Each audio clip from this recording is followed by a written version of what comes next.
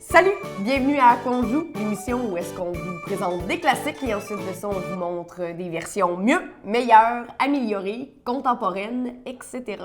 Aujourd'hui, on va vous parler de... Jenga. Alexandre, Oui. parle-nous donc de Jenga. Alors Jenga, un magnifique jeu avec des blocs de bois. On aurait tendance à dire que c'est vieux comme le monde, hein? Il y a des blocs de bois. Mais non! Contrairement aux autres jeux qu'on vous montre depuis le début, Jenga, c'est un classique qui est quand même assez récent, qui date des années 80. Ouais. 1983, la première apparition de Jenga au London Toy Fair. Okay. Sa conception remonte aux années 70 avec, en fait, la créatrice, l'autrice de jeu, designer, Leslie Scott, qui est une créatrice britannique, en fait, mais qui a passé la majorité de sa vie en Afrique de l'Ouest. OK. Et ce qui est fascinant avec ça, c'est que Jenga, en fait, c'est le dérivé d'un mot swahili. OK. Qui veut dire Kujenga. En fait, c'est Kujenga le mot, et ça veut dire construire, to build. Fait qu'en Swahili, comme dans Le Roi Lion. Comme dans Le Roi Lion, hein. C'est comme ça. C'est vrai, c'est en Swahili. Long live the king. Il y a très peu d'histoires sur Jenga, ça fait juste une trentaine, quarantaine d'années. J'ai de la misère avec mon temps des fois. Là. J'ai encore l'impression qu'on est en 2003. Ouais, moi aussi. Ça fait presque 40 ans. Ouais, ça fait presque 40 ans. Mais bon, ce qui est fascinant aussi, c'est que le jeu a été commercialisé en Amérique, parce que bon, à la base, ça a été britannique surtout, mais ça a été commercialisé en Amérique pour la première fois, surtout au Canada. OK. J'imagine qu'ils se sont dit... Le Commonwealth. Ouais, ou ils se sont dit qu'on était fan de bois. Je sais pas trop. Puis bon, bien entendu, comme tous les jeux, c'est Hasbro qui a la licence. Absolument. Maintenant. Puis il y a eu énormément d'adaptations en jeux vidéo de Jenga, ce qui est un peu particulier. Il y en a eu sur la DS, donc écran tactile, stylet. Ben voyons donc. Mais t'as aucun contrôle sur Il ce y qui en se a eu passe. à la Wii.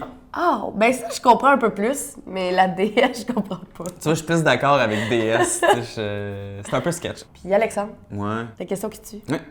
Pourquoi les gens aiment Jenga? Outre le fait que c'est un excellent jeu de boisson.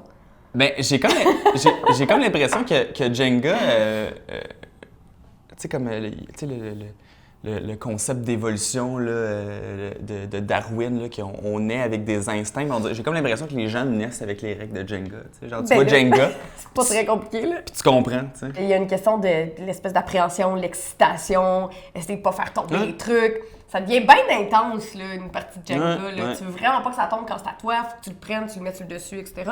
Fait que ça vient chercher quelque chose de beaucoup plus actif que peut-être bien d'autres jeux duquel on va définitivement. parler. Aussi avec Jenga, il y a des variantes jeux vérité aux conséquences. Tu peux écrire des petits cossins, beaucoup de jeux de boisson. Je suis neutre là, face à Jenga. Là, je veux dire, je comprends. C'est pas un mauvais jeu. C'est pas un mauvais le jeu. Là. du Non, monde. non, c'est ça. Ça fait la job. Ouais. Tu dis souvent ça. Ça fait un job. Ça fait la job. Notre première suggestion, c'est Suspend. Suspend, c'est un jeu qui joue toute seule jusqu'à 4 joueurs.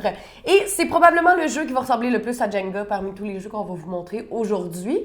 Mais c'est comme un Jenga à l'envers. C'est cette grosse affaire-là, étrange, en métal. Puis pourquoi je dis que ça ressemble à Jenga, mais à l'envers, c'est que c'est l'inverse du concept. Donc, plutôt qu'avoir une tour où est-ce qu'il faut enlever des trucs, ben là, on va avoir des tiges de métal de couleurs différentes. Mais aussi de grosseurs différentes. Et on va avoir un dé. Quand c'est à nous de jouer, tout simplement, on roule le dé. On va venir mettre une de nos tiges de métal au centre, tout simplement. Comme ça. Voilà. Et là, le but, c'est de venir construire une espèce de grosse structure sans que ça tombe. Quand c'est à nous de jouer, puis on vient porter quelque chose au centre, si il y a des tiges qui tombent, tout simplement, on vient récupérer toutes les tiges qui sont tombées, même si, à la base, c'était pas à nous. Deux grosses différences par rapport à Jenga de Suspend. La première, c'est au niveau des pièces, en fait, parce qu'on a des pièces qui sont toutes différentes. Contrairement à Jenga, fait que ça fait un peu plus d'effet de surprise, là, d'émergence. Là, de défi. Ouais. Puis, la première différence, c'est que dans Jenga, tu sais, quand ça tombe, ça tombe. La game est finie, tu replaces, tu remets ça dans le bois, tu refais la belle petite forme, tu recommences une game. Puis là-dedans, ça tombe toujours un peu tout le temps. Fait que le stress de... C'est un peu plus comme une espèce de roulette russe. Ouais, le stress que ça tombe, il est Ouais. plus omniprésent que dans Jenga. Fait que dans le fond, c'est tout le temps en train de tomber, Ouais. puis c'est ça qui est drôle aussi quand ça tombe, puis là, tu ramasses les affaires, tu les remets dessus, puis t'essayes. Puis c'est vraiment comme une course en fait. Contrairement à Jenga, où est-ce que tu essaies juste que ça tombe pas, là, c'est une course, tu essaies C'est d'être ça. le premier à te débarrasser de toutes tes affaires. Ça a l'air de rien, là, mais c'est probablement le jeu duquel j'entends le plus souvent parler. Ouais. Les gens adorent ce jeu-là. Ça a vraiment eu un gros buzz récemment. La deuxième suggestion qu'on présente aujourd'hui, c'est Lift It. C'est un jeu de construction où on n'a pas le droit d'utiliser nos mains. Alors, ce qui va se passer dans Lift It, c'est qu'on va souvent avoir des cartes. On va avoir des cartes qui ressemblent, on va les voir un peu plus à l'écran, mais on a des cartes dans lesquelles on va avoir des plans, donc des structures qu'on doit construire. Donc sur chaque carte, on va avoir un temps donné, par exemple 2 minutes, 40 minutes, 40 minutes, ouais. 40 minutes pour ta construction. Des fois, tu aurais besoin de 40 minutes. La difficulté, c'est que les fins observateurs à la maison, vous avez sans doute remarqué le magnifique couvre-chef que Sandrine et moi portons en ce moment. C'est qu'on ne peut pas utiliser nos mains, ni notre bouche, ni nos coudes, ni tout autre outil de préhension humaine. En fait, tout ce qu'on peut prendre, c'est le crochet qu'on a à notre front. Si je veux réussir à construire le truc, je dois faire ça comme ça ici. Hein? Avoir l'air d'un petit peu fou. Et là, je peux pas bien voir. Many unbearable hours later. Alors, tout ça pour dire que on va utiliser le crochet pour prendre des trucs comme ça ici. Et là, ensuite de ça, on doit les placer, les empiler, comme ça ici. Et si on réussit, ben, tant mieux. On peut avancer sur le plateau. Ben, sinon, on ne pourra pas. Et c'est pas mal ça. J'ai-tu autre chose à dire? Non. Mais en fait, c'est un jeu qui peut jouer... Il y a certains défis qui se font en équipe. Oups. Il y a certains défis qui se font en équipe, donc on est 2 sur la même structure. Il y a certains défis qui se font un contre l'autre. Et il y a certains défis aussi où est-ce que c'est pas nécessairement dans notre front, mais on va le tenir avec nos mains, puis on va essayer d'y aller comme ça. Voilà. C'est vraiment niaiseux, mais vraiment. c'est super le fun. C'est dangereux. Mais c'est super le fun comme jeu. Puis ça a justement même niveau d'excitation. Il y a du temps, c'est une compétition, c'est une course, etc., etc. Super le fun. T'as vraiment pas l'air fou non plus. Notre dernière suggestion, c'est Meeple Circus.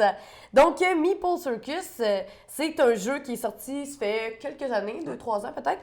Et là, on est dans la même catégorie que Jenga, mais on tombe dans quelque chose d'un petit peu plus complexe, mais vraiment le fun. Premièrement, la première chose qui est absolument formidable de ce jeu-là, eh bien, c'est tous les meeples différents. Je sais pas si vous êtes comme moi, mais moi, un meeple d'éléphant, ça vient me chercher. I wanted those elephants.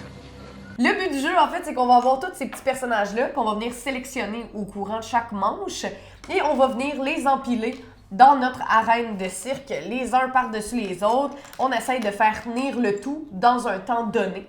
Et à la fin, on arrête tout. Et là, on vient vérifier et on fait des points à partir de ce qu'on a réussi à mettre au centre. Oui, c'est un petit peu plus... En fait, c'est pas mal plus de règlements que les 2 autres jeux. Les 2 autres jeux, on a été capable de vous les expliquer assez sommairement, très rapidement. Celui-là, je pourrais pas vous expliquer tous les règlements. Pas plus de stock. Oui, vraiment, définitivement. Mais moi, c'est ce que j'appelle un jeu de party de gamer, souvent. Ouais. Fait que là, on tombe comme...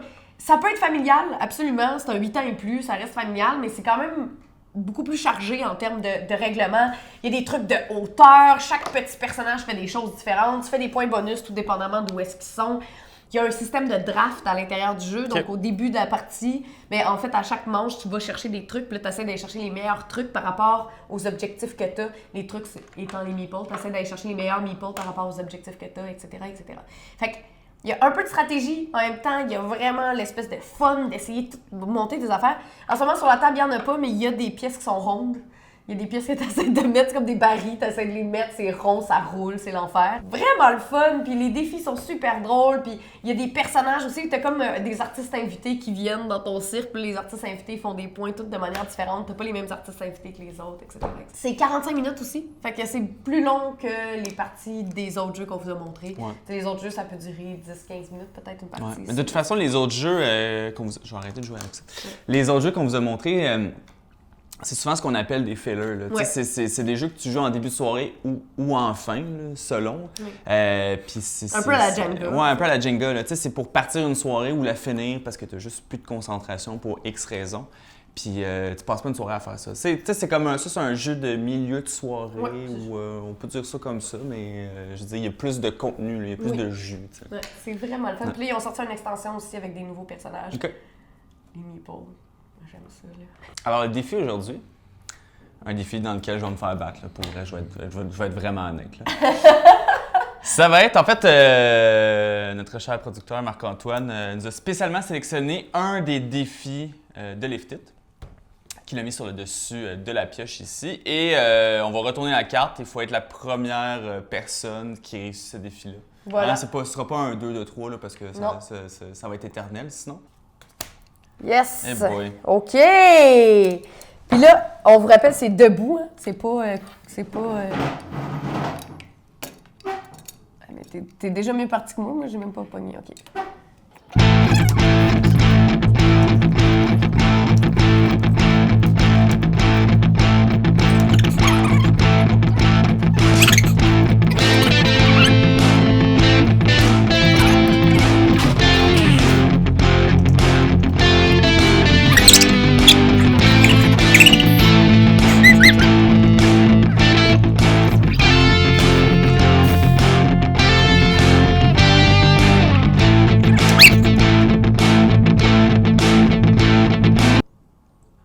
Lâche pas, Alex.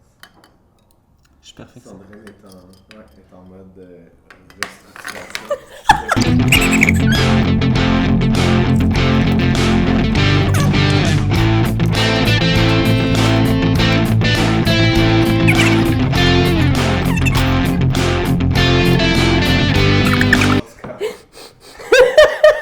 Qu'est-ce que tu fais pour rien? Allez!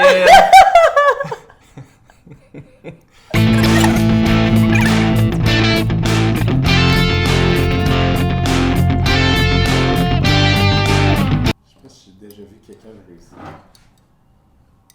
Arrête de bouger à la table.